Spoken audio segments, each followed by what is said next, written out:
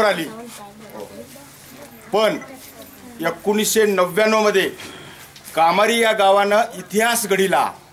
तो इतिहास मी पेपरवर केव्हा ना केव्हा आणेल, लिही. आणि त्या इतिहासाचे साक्षीदार आज माझे विद्यार्थी आहेत.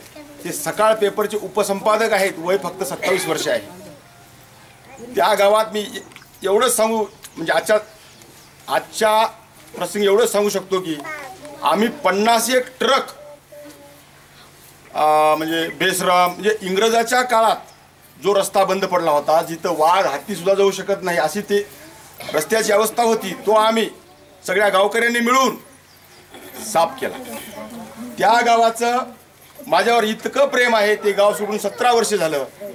8-9 हजार लोकसंख्येचं गाव आहे. आजही अख्ख्या गावाचं माझ्यावर प्रेम आहे आणि मला दररोज त्या गावाची आठवण येते, दररोज. आणि तीच आठवण मला काही ना काही सामाजिक कार्य करायला प्रेरणा देत असते. लोहा तालुक्यामध्ये गेल्या वर्षी स्वच्छता अभियान केलं, परंतु कामारीचं